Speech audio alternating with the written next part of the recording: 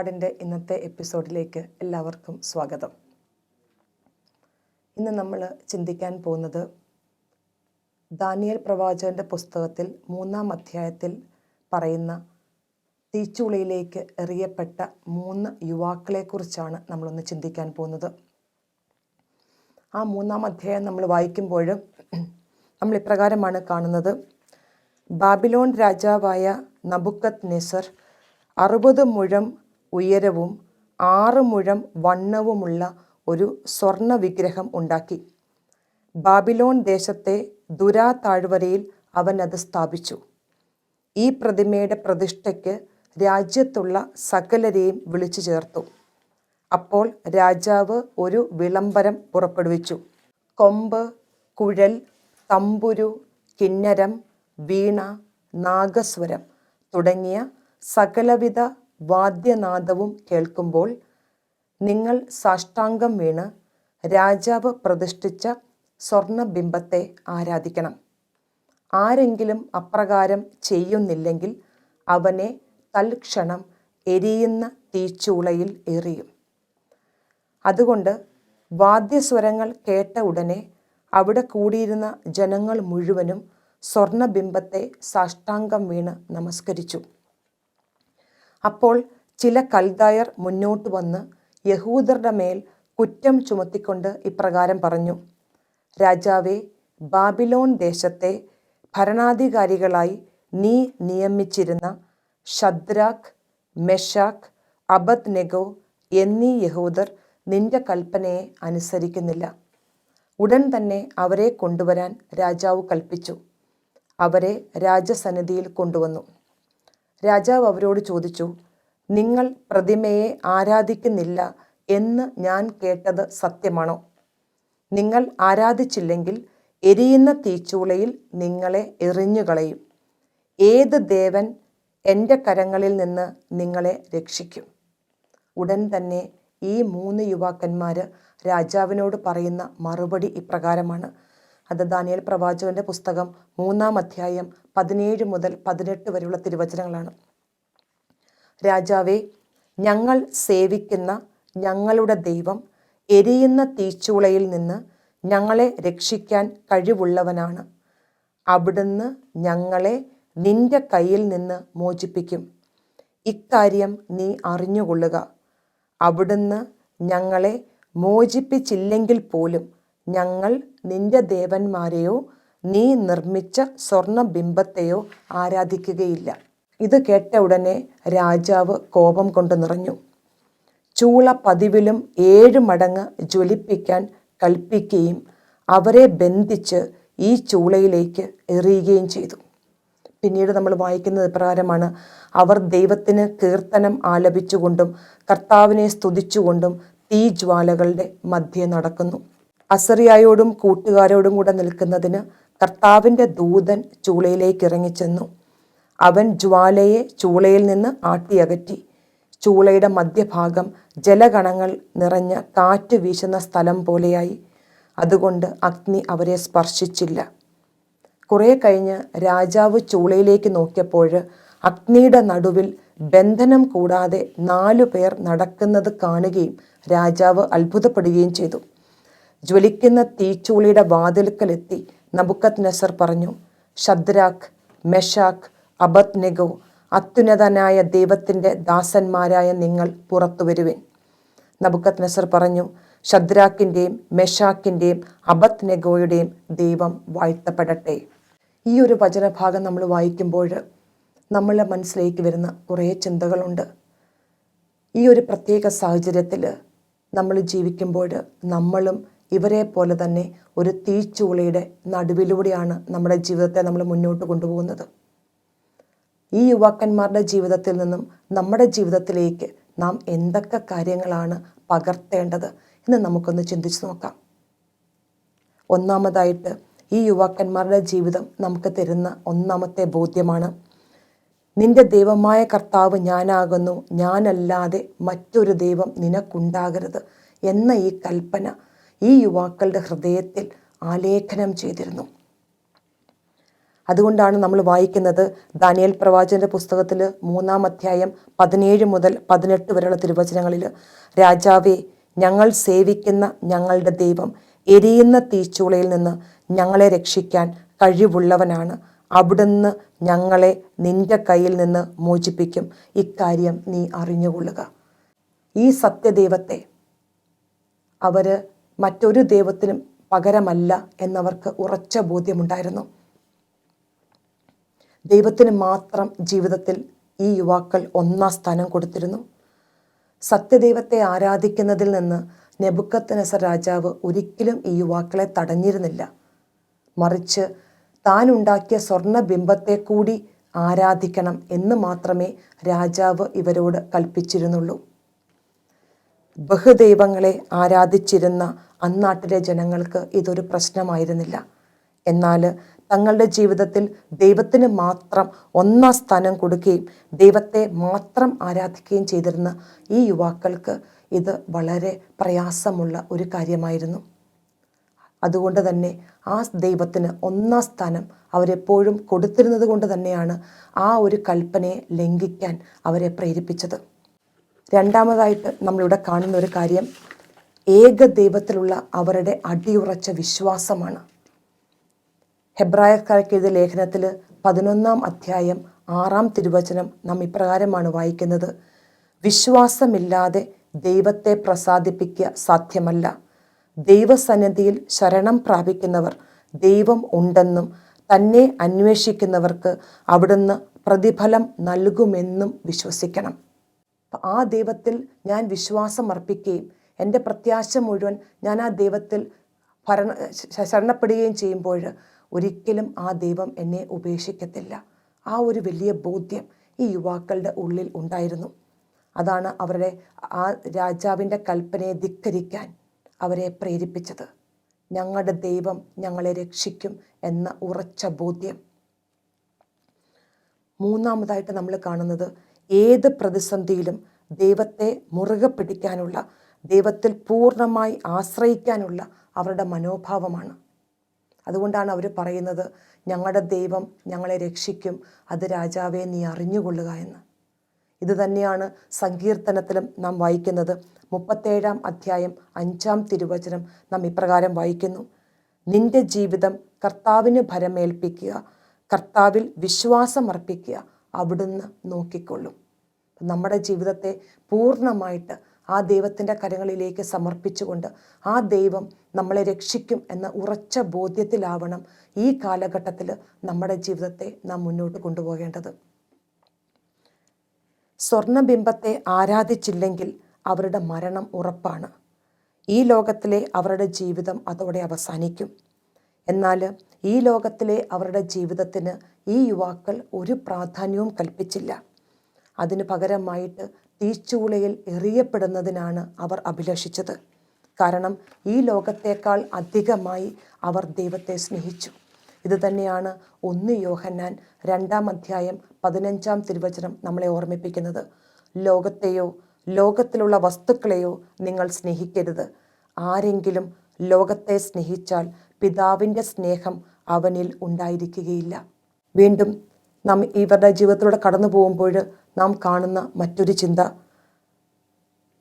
ഈ യുവാക്കൾ രാജാവിനോട് പറയുകയാണ്, അവിടുന്ന് ഞങ്ങളെ മോചിപ്പിച്ചില്ലെങ്കിൽ പോലും, അതായത് ദൈവം അവരെ മോചിപ്പിച്ചില്ലെങ്കിൽ പോലും ഞങ്ങൾ സ്വർണ്ണബിംബത്തെ ആരാധിക്കത്തില്ല എന്നാണ് അവർ രാജാവിൻ്റെ മുമ്പിൽ പ്രഖ്യാപനം ചെയ്തത്. ഇതിലൂടെ നമ്മൾ മനസ്സിലാക്കുന്നത് ദൈവത്തിൻ്റെ ഹിതത്തിന് പൂർണ്ണമായി വിധേയപ്പെടാനുള്ള അവരുടെ മനോഭാവമാണ്. പരിശുദ്ധ അമ്മയെപ്പോലെ ഇതാ കർത്താവിൻ്റെ ദാസി എന്ന് പറഞ്ഞ് പൂർണ്ണമായ ഒരു ടോട്ടൽ സറണ്ടർ, അതാണ് ഈ യുവാക്കളുടെ ജീവിതത്തിൽ നാം കാണുന്നത്. വീണ്ടും നമ്മൾ 1 യോഹന്നാൻ 2-ാം അധ്യായം 17-ാം തിരുവചനത്തിൽ നാം ഇപ്രകാരമാണ് വായിക്കുന്നത്: ലോകവും അതിൻ്റെ മോഹങ്ങളും കടന്നു പോകുന്നു, ദൈവഹിതം പ്രവർത്തിക്കുന്നവനാവട്ടെ എന്നേക്കും നിലനിൽക്കുന്നു. നമ്മുടെ ജീവിതത്തിൽ നാം എപ്പോഴും നമ്മുടെ ഉള്ളിൽ ഉണ്ടാകേണ്ട ഒരു ചിന്തയാണിത്. ദൈവഹിതം പ്രവർത്തിക്കാനുള്ള വലിയൊരാഗ്രഹം. ഏത് പ്രതിസന്ധിയിലൂടെ കടന്നു പോകുമ്പോഴും ചിലപ്പം സഹനങ്ങളാവാം നമ്മുടെ ജീവിതത്തിലേക്ക് കടന്നു വരുന്നത്. എന്നാൽ അതും ദൈവം എൻ്റെ ജീവിതത്തിൽ അനുവദിച്ചതാണ്, അതെൻ്റെ ദൈവത്തിൻ്റെ ഹിതമാണ് എന്ന ഉറച്ച ബോധ്യത്തിൽ അതിനെ സ്വീകരിക്കാനുള്ള ഒരു വലിയ മനോഭാവം നമ്മുടെ ജീവിതത്തിൽ നമുക്കെപ്പോഴും ഉണ്ടാവണം.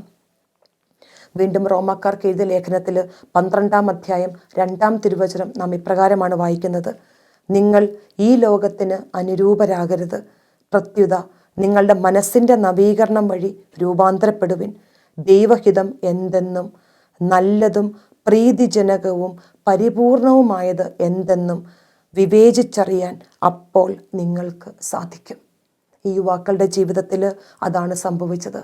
ആ നല്ലതും ചീത്തയുമായിട്ടുള്ള കാര്യങ്ങൾ തിരിച്ചറിയാനുള്ള വലിയ വിവേകം അവരുടെ ജീവിതത്തിൽ അവർക്കുണ്ടായിരുന്നു.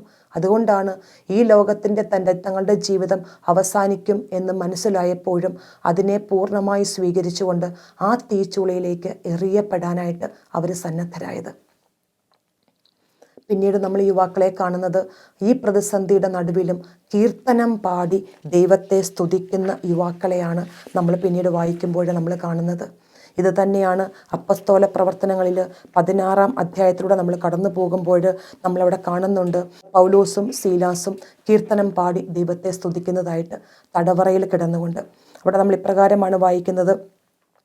പൗലോസ് കാരാഗൃഹത്തിൽ 16-ാം തിരുവചനം മുതൽ ഇപ്രകാരം വായിക്കുന്നു: ഞങ്ങൾ പ്രാർത്ഥനാ കേന്ദ്രത്തിലേക്ക് പോകുമ്പോൾ ഭാവി ഫലം പ്രവചിക്കുന്ന ആത്മാവ് ബാധിച്ച ഒരു അടിമ പെൺകുട്ടിയെ കണ്ടു.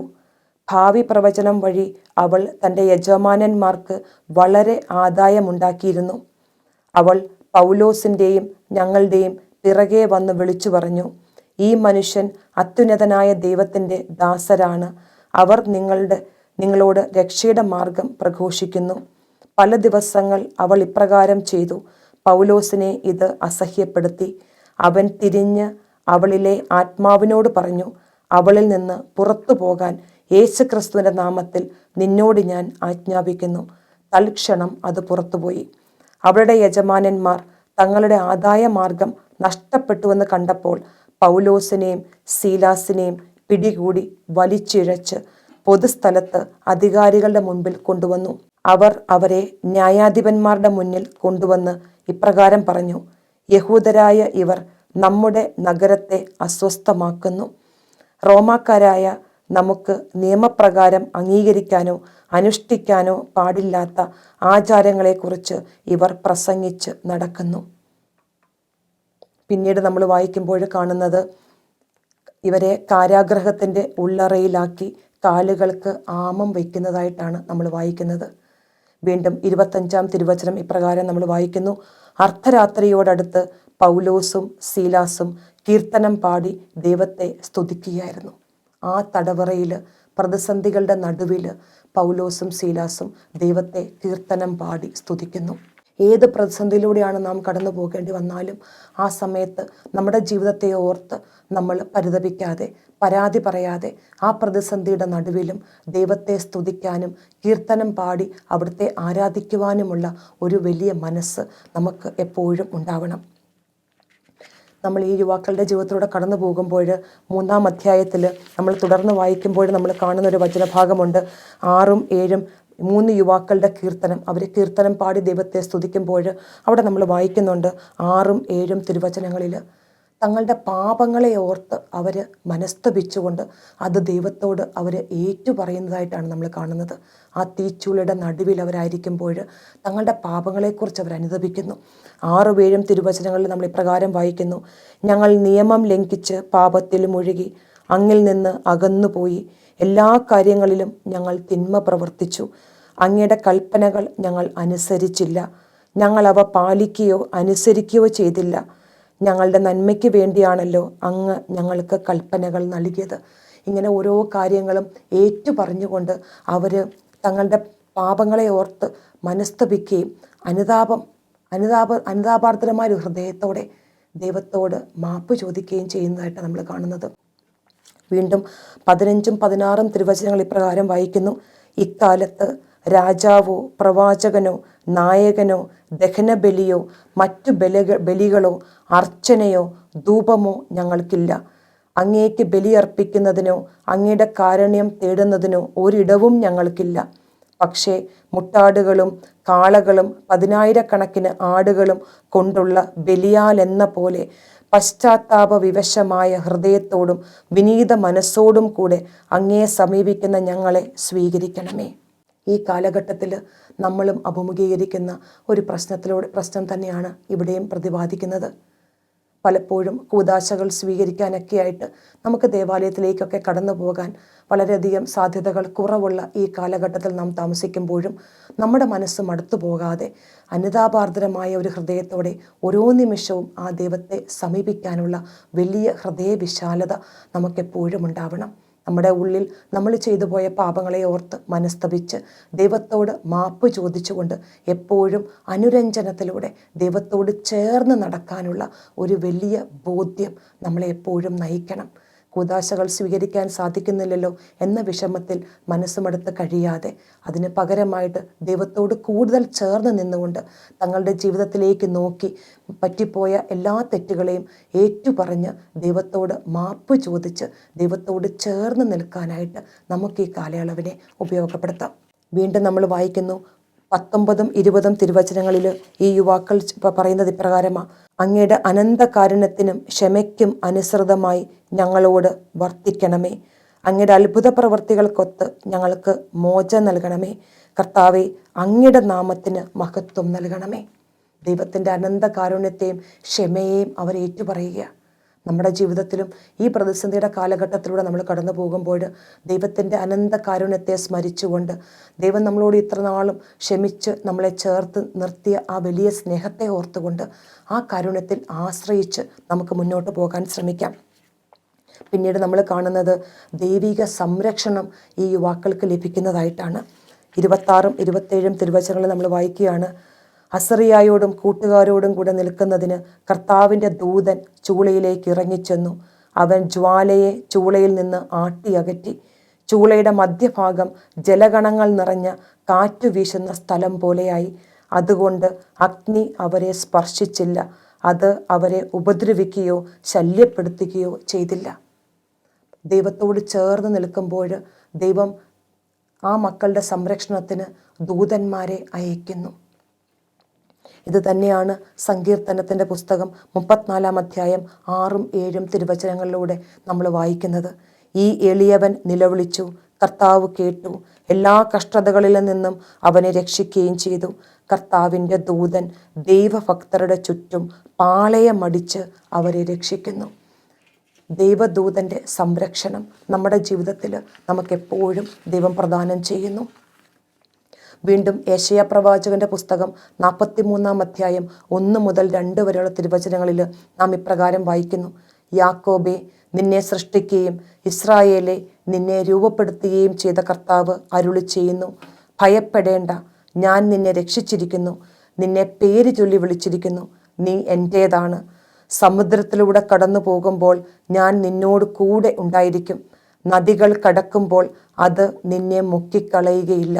അഗ്നിയിലൂടെ നടന്നാലും നിനക്ക് പൊള്ളലേൽക്കുകയില്ല. ജ്വാല നിന്നെ ദഹിപ്പിക്കുകയില്ല. നാം നമ്മുടെ ദൈവത്തോട് ചേർന്ന് നടക്കുമ്പോൾ ഏത് തീച്ചൂളയിൽ നാം എറിയപ്പെട്ടാലും ആ ജ്വാല നമ്മളെ സ്പർശിക്കുക പോലും ചെയ്യുകയില്ല എന്നാണ് വചനം നമ്മളെ ഓർമ്മപ്പെടുത്തുന്നത്. ഏത് പ്രതിസന്ധിയിലൂടെയാണ് നമ്മൾ കടന്നു പോകുമ്പോഴും നമുക്കെപ്പോഴും ആ ദൈവത്തോട് ചേർന്ന് നിൽക്കാം. ആ ദൈവത്തോട് അനുരഞ്ജനപ്പെട്ടുകൊണ്ട് നമ്മൾ നിൽക്കുമ്പോൾ ദൈവം തൻ്റെ ദൂതരെ അയച്ച് നമ്മളെ രക്ഷിക്കുന്നു. തുടർന്ന് നമ്മൾ വായിക്കുമ്പോൾ നമ്മൾ കാണുന്നതാണ്, അവസാനത്തെ ഭാഗത്തിലേക്ക് നമ്മൾ കടന്നു വരുമ്പോൾ ഇപ്രകാരം നമ്മൾ വായിക്കുന്നു: നെബൂഖദ്നേസർ രാജാവ് ആ ചൂളയിലേക്ക് നോക്കുമ്പോൾ അവർ സുരക്ഷിതരായിട്ട് അവിടെ നിൽക്കുന്നതാണ് കാണുന്നത്. അപ്പോൾ നെബൂഖദ്നേസർ രാജാവ് ഇപ്രകാരം പറയുന്നു: നെബൂഖദ്നേസർ പറഞ്ഞു, ശദ്രാക്കിൻ്റെയും മെഷാക്കിൻ്റെയും അബദ്നെഗോയുടെയും ദൈവം വാഴ്ത്തപ്പെടട്ടെ. സ്വന്തം ദൈവത്തെ അല്ലാതെ മറ്റൊരു ദേവനെയും ആരാധിക്കുകയോ സേവിക്കുകയോ ചെയ്യുന്നതിനേക്കാൾ സ്വശരീരങ്ങളെ പീഡനത്തിന് വിട്ടുകൊടുക്കുന്നതിനും രാജകൽപ്പനയെപ്പോലും അവഗണിക്കുന്നതിനും തക്കവിധം തന്നിൽ ആശ്രയിച്ച തൻ്റെ ദാസന്മാരെ അവിടുന്ന് സ്വന്തം ദൂതനെ അയച്ച് മോചിപ്പിച്ചുവല്ലോ. അതുകൊണ്ട് ഞാനിതാ ഒരു കൽപ്പന പുറപ്പെടുവിക്കുന്നു: ശദ്രാക്കിൻ്റെയും മെഷാക്കിൻ്റെയും അബദ്നെഗോയുടെയും ദൈവത്തിനെതിരെ എന്തെങ്കിലും പറയുന്ന ജനതകളെയും ജനപദങ്ങളെയും ഭാഷക്കാരെയും കഷണം കഷണമായി ചീന്തിക്കളയും. അവരുടെ ഭവനങ്ങൾ നിലം പരിച്ചാക്കും. എന്തെന്നാൽ ഈ വിധത്തിൽ രക്ഷിക്കാൻ കഴിവുള്ള വേറൊരു ദേവനില്ല. തങ്ങളുടെ ജീവിത സാക്ഷ്യത്തിലൂടെ ഈ നെബൂഖദ്നേസർ രാജാവ് ആ സത്യദൈവത്തെ കണ്ടുമുട്ടുന്നതായിട്ടാണ് നമ്മളിവിടെ വായിക്കുന്നത്. നമ്മുടെ ജീവിതത്തിലും ഈ പ്രതിസന്ധിയിലൂടെ നമ്മൾ കടന്നു പോകുമ്പോൾ നമ്മുടെ ജീവിത സാക്ഷ്യമായിരിക്കണം മറ്റുള്ളവരെ ആ ദൈവത്തിലേക്ക് ആകർഷിക്കുന്നത്. ഏത് പ്രതിസന്ധിയിലും ആ ദൈവത്തെ മുറുകെ പിടിച്ച് സന്തോഷത്തോടെ നാം ആ ദൈവഹിതത്തിന് വിധേയപ്പെട്ട് ജീവിക്കുമ്പോൾ നമ്മുടെ ജീവിതം കാണുന്ന മറ്റുള്ളവർ ആ ദൈവത്തെ അറിയുകയും ആ ദൈവത്തിലേക്ക് കടന്നു വരികയും ചെയ്യുന്നു. ഏത് തീച്ചുളയുടെ മധ്യത്തിലൂടെ കടന്നു പോകുമ്പോഴും നമ്മൾ ജീവിതത്തിൽ ഒരിക്കലും ദൈവത്തെ തള്ളിപ്പറയാനോ സഭയിൽ നിന്ന് വിട്ടുപോകാനോ നമുക്കിടയാകാതിരിക്കട്ടെ. ദേവാലയത്തിൽ പോയി കൂദാശകൾ സ്വീകരിക്കാൻ നമുക്ക് അവസരം ലഭിക്കാത്ത സാഹചര്യത്തിലൂടെ നാം കടന്നു പോകുമ്പോഴും മനസ്സ് മടുക്കാതെ അനുതാപാർദ്രമായ ഹൃദയത്തോടെ അവിടുത്തെ പക്കലേക്ക് ഓരോ നിമിഷവും ചെല്ലുവാൻ നമുക്ക് പരിശ്രമിക്കാം. ഹൃദയങ്ങൾ പരിശോധിക്കുന്ന കർത്താവ് അവിടുത്തെ കരുണയാലും കൃപയാലും നമ്മുടെ പാപങ്ങൾ ക്ഷമിച്ച് നമ്മെ അവിടുത്തോട് ചേർത്ത് നിർത്തും. ദൈവദൂതന്മാരെ നമുക്ക് കാവലിനായി അയച്ചുകൊണ്ട് അവിടുന്ന് നമ്മെ കണ്ണിലെ കൃഷ്ണമണി പോലെ കാത്തുപരിപാലിക്കും. നമ്മുടെ ജീവിത സാക്ഷ്യത്തിലൂടെ അനേകം മക്കൾ ഏക സത്യദൈവമായ അവിടുത്തെ കണ്ടെത്താൻ ഇടയാകട്ടെ. അതിന് വേണ്ടുന്ന വിശ്വാസ തീഷ്ണതയും പരിശുദ്ധാത്മ ശക്തിയും തന്ന് ദൈവം നമ്മെ നയിക്കട്ടെ എന്ന് പ്രാർത്ഥിച്ചുകൊണ്ട് പിതാവിൻ്റെയും പുത്രൻ്റെയും പരിശുദ്ധാത്മാവിൻ്റെയും നാമത്തിൽ ആമേൻ.